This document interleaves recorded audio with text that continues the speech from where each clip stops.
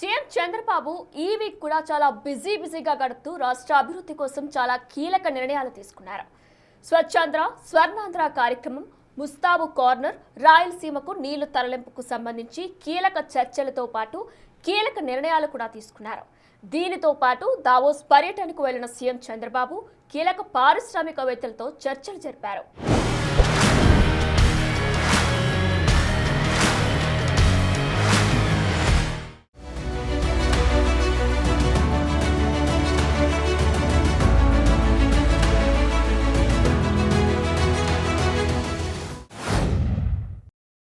చిత్తూరు జిల్లా నగరిలో నిర్వహించిన స్వర్ణాంధ్ర స్వచ్ఛాంధ్ర కార్యక్రమంలో సీఎం చంద్రబాబు పాల్గొన్నారు. ఈ సందర్భంగా అనేక ప్రాజెక్టులకు ఆయన శంకుస్థాపనలు చేశారు. వ్యర్థాల సేకరణకు ఏర్పాటు చేసిన స్వచ్ఛ రథాలను ఈ సందర్భంగా ప్రారంభించారు. మెప్మా, డ్వాక్రా మహిళలు తయారు చేసిన ఉత్పత్తులను పరిశీలించారు. నగరిలో అమృత్ 2.0 కింద 20.13 కోట్ల అభివృద్ధి పనులకు శంకుస్థాపనలు చేశారు.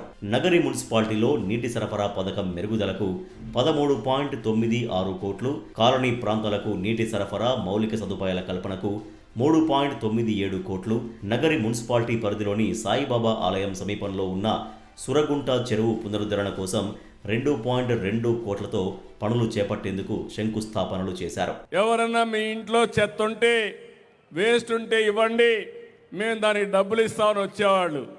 ఇప్పుడు నేనే పంపించి మీ ఇంట్లో ఉండే ఇలాంటి వస్తువులు తీసుకొని మళ్ళీ మీకు నిత్యావసర వస్తువులు ఇచ్చే బాధ్యత ఈ ప్రభుత్వం తీసుకుంటున్నాం. నేను అందుకే ఒక మాట చెప్పాను, ఈ ప్రపంచంలో ఏది కూడా వృధా కాదు, మనం అన్నీ ఉపయోగించుకోవాలి. ఈరోజు ఆ పనే చేస్తున్నాం. వేస్ట్ నుంచి, చెత్త నుంచి సంపద సృష్టించడం ఏ విధంగా చేయాలో చేస్తున్నాం. 130 స్వచ్ఛ రథాలు పెట్టాం. మార్చికంతా 660 వస్తాయి.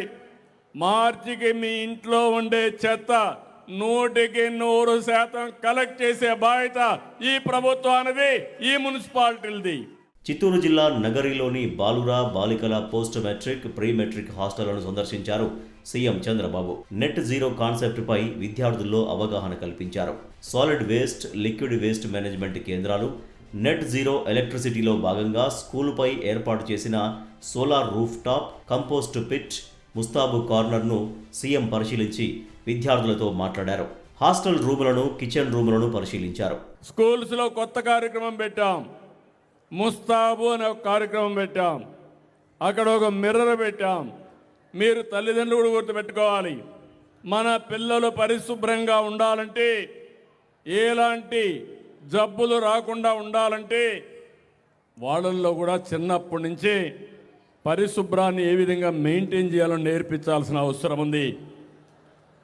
తల సరిగా దువ్వుకోవడం, అద్దంలో చూసుకోవడం, భోంచేకి మునుపు చేయి కడుక్కోవడం, చేసిన తర్వాత చేయి కడుక్కోవడం, శుభ్రమైన బట్టలు వేసుకోవడం, మనం వాడే షూ కూడా కరెక్ట్గా వేసుకుంటే మన పిల్లల్లో నమ్మకం వస్తుంది.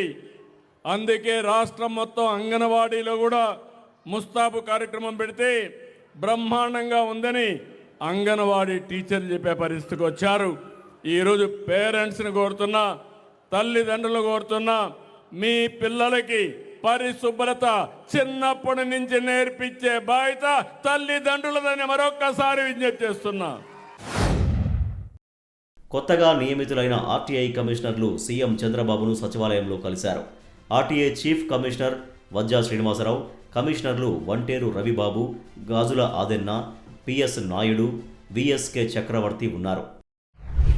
ఆంధ్రప్రదేశ్ జలవనరుల శాఖ హంద్రీనీవా ప్రాజెక్టు ద్వారా రాయలసీమ జిల్లాలకు రికార్డు స్థాయిలో నీటిని తరలిస్తూ చరిత్ర సృష్టించింది. తొలిసారిగా ఈ ప్రాజెక్టు నుంచి 40.109 టీఎంసీల నీటిని డ్రా చేయడం ద్వారా డిజైన్డ్ కెపాసిటీని మించి నీటిని తరలించింది. సరికొత్త రికార్డు సృష్టించిన నీటిపారుదల శాఖ మంత్రి నిమ్మల రామనాయుడును, సంబంధిత అధికారులను సీఎం చంద్రబాబు అభినందించారు. కేవలం 190 రోజుల్లోనే ఈ నీటిని కాలువలకు, చెరువులకు మళ్లించారు. 2014-19 మధ్య కాలంలో టీడీపీ హయాంలోనే ఒక పంపు నుంచి 6 పంపుల ద్వారా నీటిని డ్రా చేసేలా సామర్థ్యాన్ని పెంచారు. మళ్లీ కూటమి ప్రభుత్వం వచ్చాక 12 పంపుల ద్వారా నీటిని తోడేందుకు సామర్థ్యాన్ని పెంచేలా పనులు చేపట్టారు. రాయలసీమ ప్రాంతంలోని అన్ని రిజర్వాయర్లను, చెరువులను నీటితో నింపాలని, చివరి ఎకరా వరకు నీళ్లందించాలని, రాయలసీమను సస్యశ్యామలం చేసేలా అందరూ పనిచేయాలని సీఎం కోరారు. ఫిబ్రవరి నెలాఖరు లేదా మార్చి తొలి వారంలోగా 50 టీఎంసీల నీటిని హంద్రీనీవా కాలువల నుంచి రాయలసీమ జిల్లాలకు తరలించేలా చర్యలు తీసుకుంటామని అధికారులు సీఎంకు వివరించారు.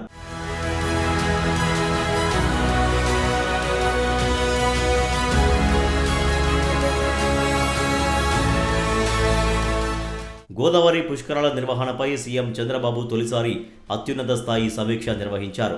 2027 జూన్ 26 నుంచి జూలై 7 వరకు 12 రోజుల పాటు జరిగే గోదావరి పుష్కరాల ఏర్పాట్లపై ఈ సమీక్షలో చర్చించారు. తన హయాంలో మూడోసారి గోదావరి పుష్కరాలు నిర్వహించడం తనకు లభించిన అదృష్టమన్నారు ఆయన.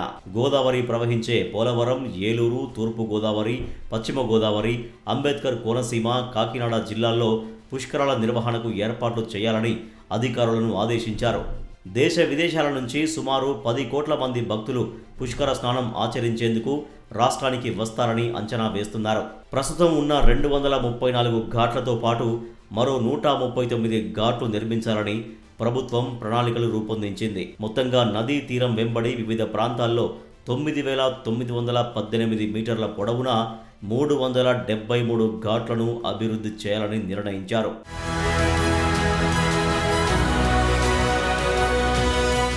రాష్ట్ర స్థాయి బ్యాంకర్ల కమిటీ సమావేశంలో సీఎం చంద్రబాబు పాల్గొన్నారు.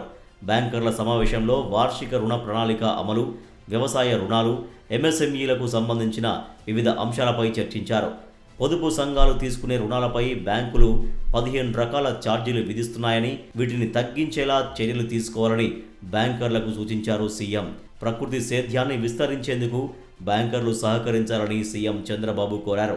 రాష్ట్రంలో అన్ని రంగాలు అభివృద్ధి చెందాలంటే ఎంఎస్ఎంఈలకు అధిక రుణాలిచ్చి ప్రోత్సహించాలన్నారు. వారికి వెన్నుదన్నుగా నిలవాలన్నారు.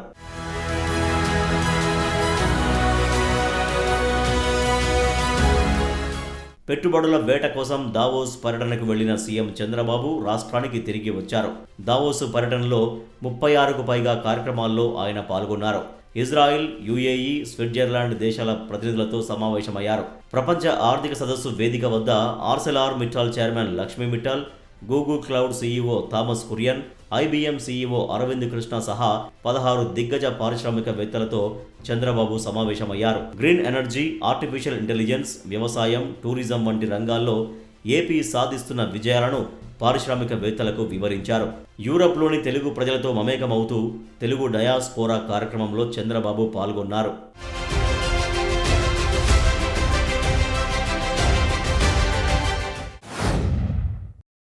దావోస్ పర్యటనలో ఉన్న CM Chandrababu Tata Sons chairman చంద్రశేఖరన్తో భేటీ అయ్యారు. విశాఖలో TCS development centre, Amaravati quantum valley, కర్నూలులో తలపెట్టిన సోలార్ పవర్ ప్రాజెక్టుల పురోగతిపై చర్చ జరిగింది. వీటిని వీలైనంత వేగంగా పూర్తి చేసేందుకు ప్రయత్నిస్తామని చంద్రశేఖరన్ తెలిపారు. అలాగే రతన్ టాటా ఇన్నోవేషన్ హబ్ ద్వారా చేపట్టే కార్యక్రమాల నిర్వహణకు టాటా ట్రస్ట్ నుంచి ప్రత్యేకంగా అధికారులను పంపిస్తామన్నారు. రాష్ట్రంలో టాటా గ్రూప్ చేపట్టిన టూరిజం ప్రాజెక్టులను వేగవంతం చేస్తామని హామీ ఇచ్చారు. రాష్ట్రంలో 3 స్పోర్ట్స్ సిటీలు నిర్మించే ఆలోచనలో ఉన్నామని, ఈ రంగంలో పెట్టుబడులకు ఉన్న అవకాశాలను పరిశీలించాలని సీఎం కోరగా చంద్రశేఖరన్ సానుకూలత వ్యక్తం చేశారు.